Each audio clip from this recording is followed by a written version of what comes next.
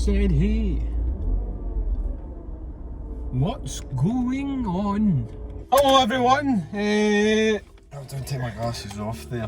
Take your glasses off. Yeah. Hello everyone, this is Movies and Milk, the 1 millionth YouTube channel to discuss movies. We didn't think we'd make another video so soon after our last one, but New Mutants just got shot out into cinemas. So we're going to go see that. It's finally out. Finally out. Again, just came out of nowhere. We didn't know about this film's release until, what was it, Friday we were discussing it? And then Friday it came out on the Saturday. Aye. I'm looking forward to this.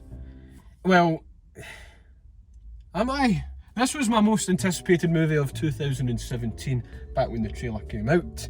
I liked the look of the trailer. It looked like it was going for something a little bit different compared to other superhero movies. That's why I like the X-Men franchise so much, especially at the time that the trailer came out. It's because Deadpool 2 had came out and Logan had came out, and the X-Men franchise seemed as though they were taking chances. It's just been... There's just a lot of controversy. There's reshoots. There was the Fox being bought by Disney, and then there's of course the coronavirus, so this film has just had the worst luck possible. I've not really watched any trailers, to be honest. But like you, I'm liking that Marvel and the sort of X-Men universe are taking chances. Logan took a real risk by going in that sort of serious direction, and it worked out incredibly. It was a great film. Yeah, I'm just excited at the fact that I'm finally getting to see it. But I will not set my expectations too high because, like you said, a lot of reviews have been saying that this isn't the best. So we'll wait and see. We'll go in the now, and we'll come out with a review afterwards.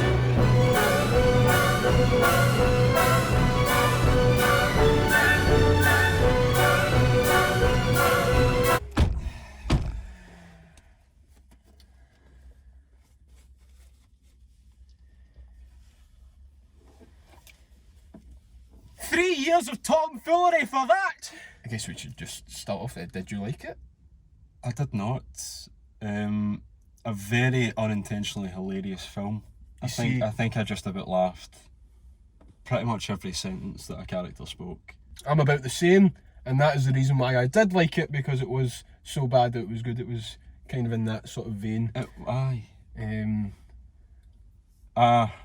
Where do we start? I don't know. I think maybe we should start with performances. Yes, no, very talented cast. Very talented cast. So that begs the question, what happened? Were the performances good? Absolutely not. And I think, honestly, it's all down to the director, Josh Boone. Josh Boone? Aye, Josh Boone. Your guess is as good as mine. He directed The Fault in Our Stars, which is a romantic comedy drama. And you can sense that in you the can film. sense that there's a lot of sort of, well, there's not a lot, there's a central sort of romance that blossoms between two characters.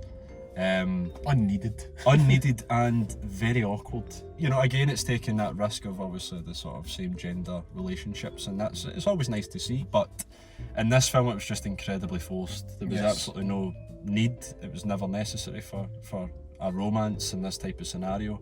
Didn't really go I don't think further. MD's in the mindset to be in a relationship by that point or falling in love, you know, like they're trapped in this fucking... They say it's a hospital. They say it's a hospital, but it really is a mental asylum, Yes, really, for mutants there.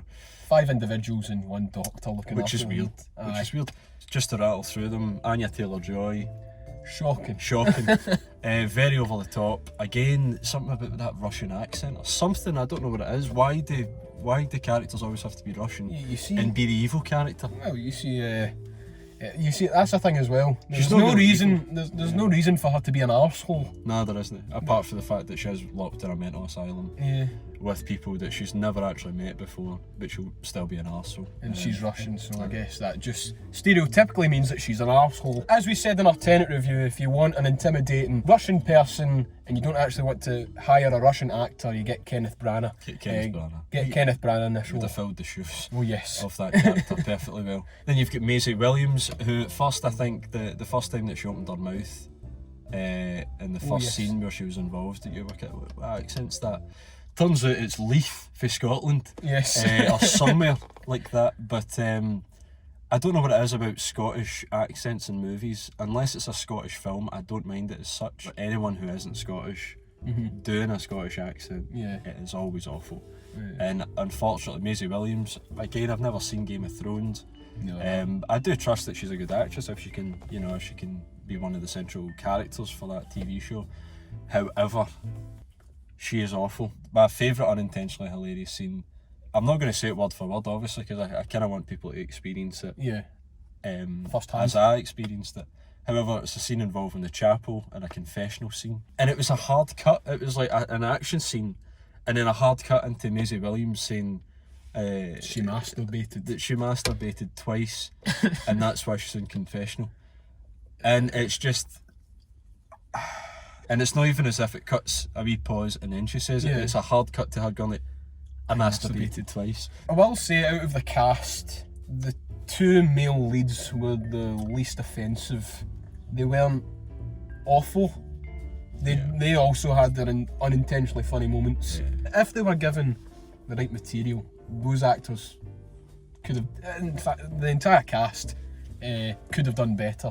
It just seemed as though none of them really gave a toss about this film. No. I think the character that had the most depth was Kentucky. I don't know his real name, I'm just going to call him Kentucky. But we see his past and who his father was, and he carries about a little keepsake that was given to him from his father to remind him of him. And there's tremendous guilt behind that. And then you've got the main girl. The main girl you don't really care for at all. No. You don't really care because we don't know, the audience don't know her power right to the very end, but you can kind of sense that maybe she's part of, something that's going on, but you never really know, so you don't really care what she has, because the film, I'll give it that, the film's only 90 minutes long. Yes. So it feels like a very quick film and it's over, and that's the biggest credit I can give it. It starts and it finishes and it's fine. The direction was very just...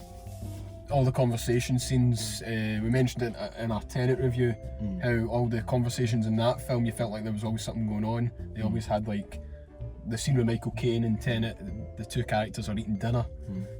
It's enthralling to watch, but in this film it's just cut to characters speaking, cut to character speaking, cut to character speaking. Scary sequence, more shots of characters speaking. Is it even a horror?